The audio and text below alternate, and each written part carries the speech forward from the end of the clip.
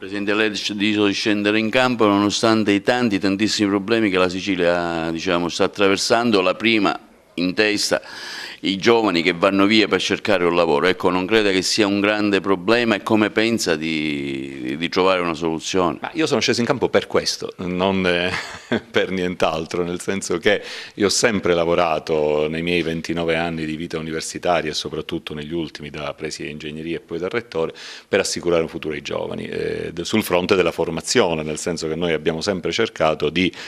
costruire una formazione, organizzare dei corsi di laurea che poi dessero ai ragazzi prospettive da un punto di vista del lavoro. Mi sono reso conto che da rettore questo si poteva fare fino ad un certo punto, agendo diciamo, sulla formazione, ma poi un rettore non crea lavoro e allora a questo punto ho fatto questo salto che per me rappresenta una sorta di fase 2 dell'impegno precedente, nel senso che noi stiamo cercando e siamo assolutamente convinti che il nostro programma ha delle misure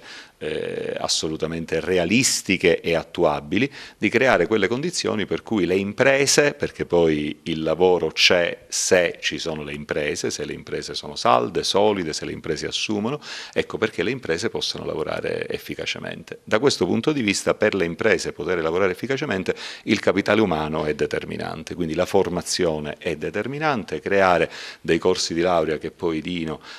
alle imprese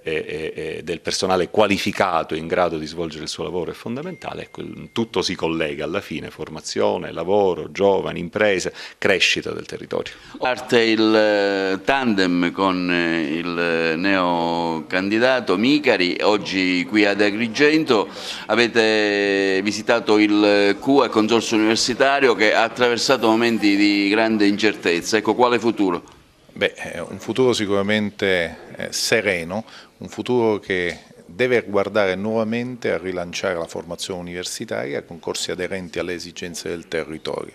e su questo credo che ci siano le basi. La Regione deve fare la sua parte nel processo di stabilizzazione dei percorsi formativi e nel dare serenità a tutto l'ambiente per guardare con maggiore speranza e fiducia al futuro e credo che oggi si siano poste le basi. I giri sul territorio servono per ascoltare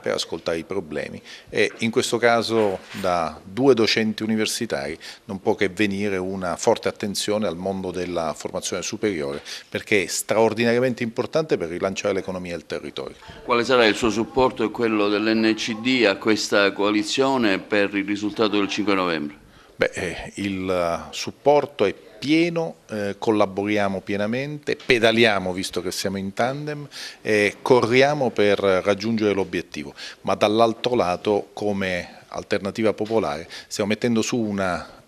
lista forte in questa provincia e in tutte le province per contribuire al successo della coalizione. Siamo qui ad Agrigento con il nostro candidato professor Micari, il quale si deve rendere conto anche delle nostre realtà imprenditoriali, delle nostre attività produttive ed è questo che stiamo facendo un giro proprio attraverso le varie aziende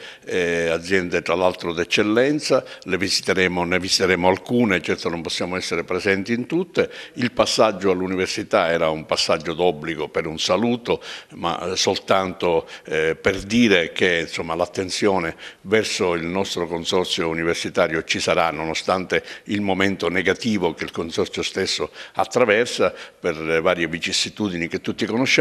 ma soprattutto per un impegno a far sì che questo consorzio possa ulteriormente riprendere fiato, ma dopodiché avremo un incontro anche con tutti i quadri dirigenti di AP, di Alternativa Popolare, incontreremo i tanti amici non solo agrigentini ma della provincia,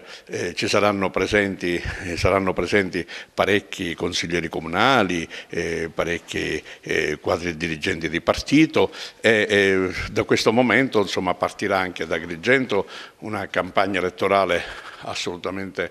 sentita, forte, appassionata, anche perché ritengo che la vera novità di questa campagna elettorale è rappresentata proprio dal professore Micari.